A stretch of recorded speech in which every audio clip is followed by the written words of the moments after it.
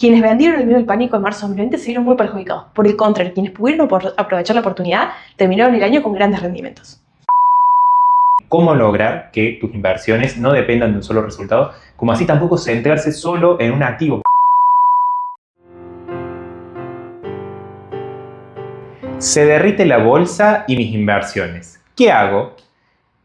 Hemos comenzado este año viendo pantallas rojas, los mercados cayendo fuertemente, y eso hace que muchas personas se pongan a replantear qué hago con las inversiones. Bueno, en un video anterior, y te lo vamos a estar dejando acá, se planteaban incluso si cambiaban el asesor o no, y claramente estos momentos hacen que uno dude de todo.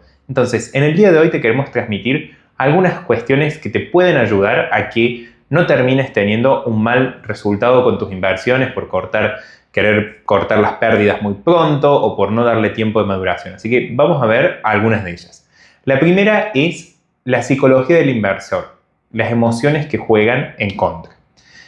Acá hay muchos aspectos que uno puede tener en cuenta desde la parte más de la psicología, y les diría que en los momentos que cae el mercado, la clave muchas veces, más que un análisis fundamental, un análisis técnico, termina siendo la propia psicología que uno tiene a la hora de llevar adelante sus inversiones. Y empecemos con algunos de estos puntos importantes que nos juegan una mala pasada en términos de nuestra psicología personal. El primero es el miedo a perder. Claramente, todas las personas tienen un miedo a perder muy grande. Nadie le gusta meterse a invertir su dinero para después tener menos dinero del que invirtió. Pero también el tener el miedo a perder hace que no puedas dejar a tus inversiones que maduren, que no puedas pensar con claridad a la hora de determinar tu patrimonio. Pensás si salís a manejar un auto y estás todo el tiempo pensando en que vas a chocar en la esquina siguiente. No te animarías a meter un cambio, no te animarías a acelerar un poco más tu auto. Entonces, eso es algo que como inversores no tenemos que dejar que nos nuble la visión. Un segundo aspecto es el sesgo de confirmación. Esto pasa muchas veces que solo leemos las noticias que validan lo que nosotros pensamos y en realidad no terminan centrándose en lo que realmente está pasando. Entonces, en eso es muy importante que con nosotros como inversores, a la hora de definir nuestras inversiones, no solo veamos aquello en lo que nosotros creemos y que pensamos que va a ser lo que va a darnos el mejor resultado en las inversiones, sino leer todos los análisis, poner en tela de juicio aquello que pensamos. Y el tercero es el efecto rebaño. Buscar hacer lo que está haciendo la manada, lo que están haciendo todos los demás inversores. Porque en esto pasa que sale una nota que dice, bueno, hagamos carry trade, vendamos los dólares, nos pongamos a trabajar de esa manera invirtiendo todo en pesos y de golpe te sube el dólar y terminaste perdiendo todo. Entonces, no caer en el efecto rebaño, porque muchas veces cuando vas a empezar a hacer esto ya es tarde.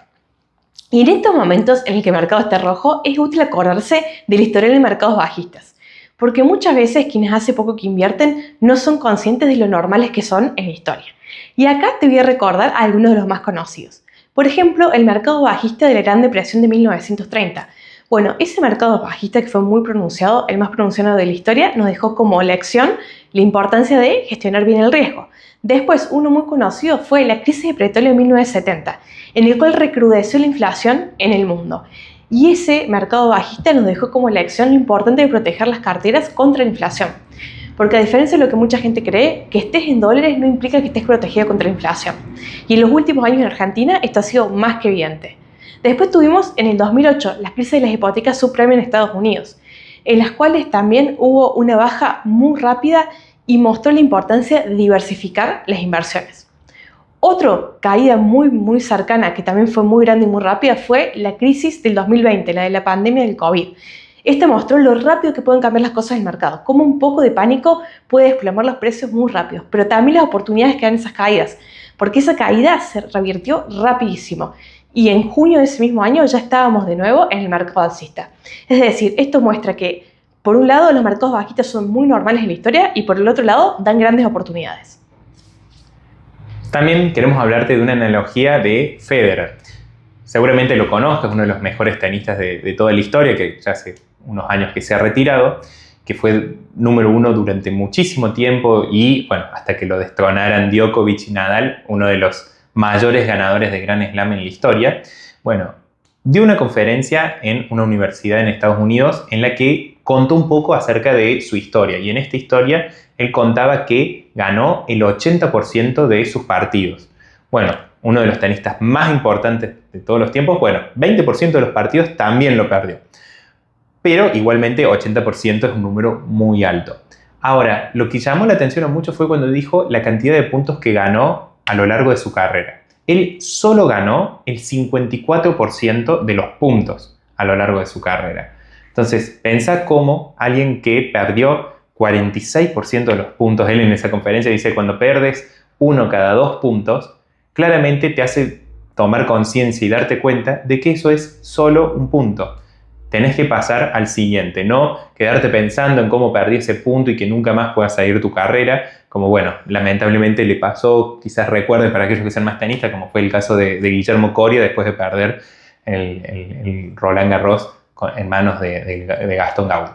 Pero a la hora de pensarlo desde el punto de vista de un inversor, saber que, bueno, hiciste tal inversión, no se dio el resultado que vos esperabas, bueno, pasar a la siguiente. Nunca una sola inversión te tiene que dejar fuera de la cancha. Vos no vas a perder un torneo, un campeonato, ni siquiera un partido por solo un punto. Vas a hacerlo porque fue mala tu estrategia en general. Entonces, desde ese punto de vista, uno tiene que pensar en cómo lograr que tus inversiones no dependan de un solo resultado, como así tampoco centrarse solo en un activo. Por ahí compraste una acción y esa acción está bajando, pero esa acción, esa cartera representa el 3-4% de tu cartera. No va a cambiar tu rendimiento general del portafolio ni que va a impedir que cumplas los objetivos que te habías planteado. Entonces es muy importante entender a cada inversión como solo una etapa, un peldaño en lo que es la construcción de tu patrimonio. Y esto que menciona Matías es más fácil decirlo que hacerlo, porque todos decimos, sí, yo entiendo el mercado, soy agresivo, estoy dispuesto a tolerar pérdidas hasta que vemos que nuestra cartera baja. Pero en ese momento es cuando es muy útil recordar en números qué tan comunes son los mercados bajistas. Acá te muestro en la tabla en pantalla que en el 95% de los años, sí, el 95% de los años, el mercado americano ha caído 5% más. Es decir, que casi seguro que si invertís en un año determinado vas a haber visto una caída del 5% más. Esto es muy común y habla de los altibajos del mercado. Si no vamos a caídas del 10% más, ahí estamos hablando del 63% de los años. Igual sigue siendo muy común que el mercado caiga 10% más. Ahora, si vamos a qué años terminaron en verde, o sea, qué años terminaron con rendimientos positivos. Bueno, ahí vemos que los números son muy alentadores y vemos que en el 63% de los años las subas del mercado han sido de 10% más en dólares. Incluso el 14% de los años han dado 30% más de subas. Es decir, a pesar de que la mayor parte de los años, el 95% de los años, tienen caídas de mercado, también la contracara de la moneda es que el año termina en verde, termina dando rendimientos positivos. Incluso pasó en el año de la pandemia de 2020, con un mercado bajista muy, muy rápido, que el año terminó teniendo un rendimiento del 14% positivo. Es decir, quienes vendieron el miedo del pánico en marzo de 2020 se vieron muy perjudicados. Por el contrario, quienes pudieron aprovechar la oportunidad terminaron el año con grandes rendimientos. Hácenos saber en los comentarios qué pensás de estos tips y cosas respecto a cómo reaccionar frente a mercados bajistas. Si alguna vez, preso del pánico, tomaste malas decisiones y terminaste vendiendo tus inversiones en un mal momento, ponele me gusta, hacele clic en la campanita y nos estamos viendo en un próximo video. Chao.